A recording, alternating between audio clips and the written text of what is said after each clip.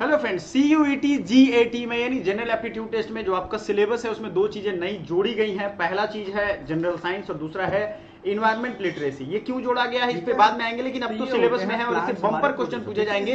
बहुत easy steps मैं बता रहा हूँ, 5-6 स्टेप्स बताऊंगा, उसको फॉलो कर लेना, आपका एग्जाम बहुत अच्छा जाएगा। बहुत मुश्किल नहीं है इसको निकालना। इसके लिए हमने 10 से ज्यादा वीडियो और लाइव क्लासेस ले चुके हैं, आपके लिए प्लेलिस्ट में रख दिया है, आप इसको जाकर के फॉलो करिए।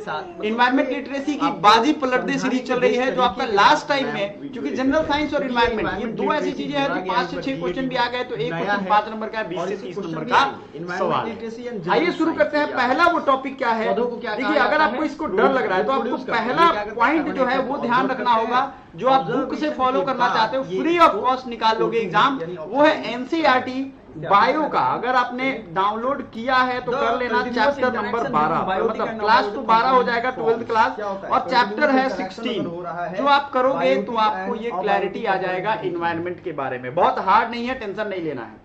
और इन्वायरमेंट साइंस 11th क्लास की जो बुक है वो भी आप बताइए कर सकते हो, ये याद रखना। अब आपको मैं ये क्यों बता रहा हूं, क्यों जरूरी है इसको समझिए।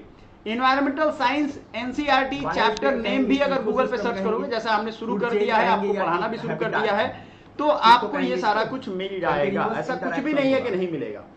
सोच समझ आपको एक काम करना है, वो ये करना है कि शॉर्ट नोट्स बनाना है। क्या बनाना है? Short notes. क्लियर है ये चीज?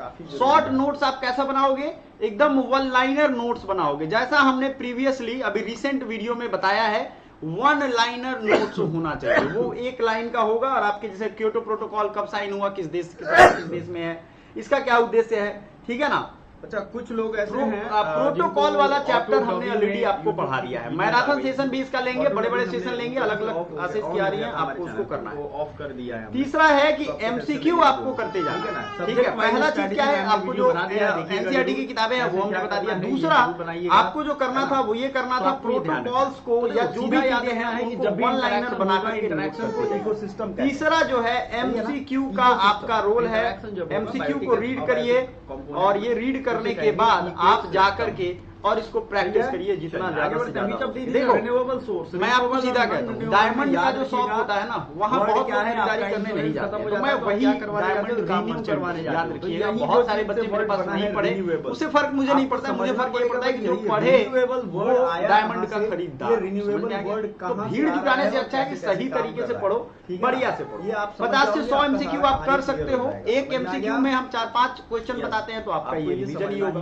तो आप मैप बेस्ड करने की कोशिश करो। जैसे आपने एनसीईआरटी में आरएल सी के बारे में पढ़ा था, है ना, जोहान्सबर्ग की बात हुई थी, जहां पानी खत्म हो गया, पानी पीने वाला, ठीक है ना। आरएल सी वाला क्वेश्चन भी आपको पूछा जा सकता है। क्या है PYQ स्मार्टली यूज करो। अच्छा, PYQ में आप जाओगे तो ये तो पहली बार इंक्लूड किया, तो PYQ आपको मिलेगा नहीं, लेकिन PYQ से क्वेश्चन का एक आइडिया मिल जाएगा। पानी को मान लो एग्जाम से पहले आपको PYQ करना ही करना है, ठीक है। ये कुछ स्टेप्स हैं जिसको आप करोगे तो आपको डेफिनेटली सफलता मिलेगी। बहुत सारे क्वेश्चन हम ऑलरेडी करवा चुके हैं, ecosystem, food chain, food web, इन सब के बारे में आप देखोगे। आपको पूरा एक क्वेश्चन का सीरीज देना है, आपको ये क्वेश्चन के पूरे कंपोनेंट चाहिए, 500 क्वेश्चन हम करवाएंगे। पूरा ओवरऑल 10,000 क्वेश्चन की सीरीज चल रही है, तो 10,000 क्वेश्चन का सेट पूरा देखोगे, आपको सारा ज्ञान आ जाएगा कि कैसे क्या करना है, कैसे निकालना है, कैसे नहीं निकालना है। ठीक है, बहुत मुश्किल नहीं है अगर आप ठान लो। अब आप ये सोचोगे कि सर हाँ, क्लासेस की टाइमिंग देखो, ये इन्वायरमेंट लिटरेसी की क्लास है 6 बजे से बच्चों 6 PM और 5 PM से जनरल साइंस की क्लास है। तो 5 PM जनरल साइंस की क्लास जुड़ जाओ, आपको ये क्लास मिल जाएगा। और इसी के ठीक बाद 6 PM पे आपका इन्वायरमेंट लिटरेसी शुरू होगा, जो नया अपडेटेड सिलेबस है उसके अकॉर्डिंग ये दोनों चीज तैयार कर लो, आपका रिजल्ट पक्का है। ग्लोबल वार्मिंग, ठीक है। अब आते हैं कि क्या आपने वो सिलेबस देखा है। बहुत सारे बच्चे हैं जो वो सिलेबस शायद उन्होंने देखा भी नहीं। तो जनरल एप्टीट्यूड टेस्ट का सिलेबस देख लो, आपके दिमाग में ये अगर न्यू वाला सिलेबस नहीं है चल रहा है तो देख लो, आपको समझ में आने लगेगा।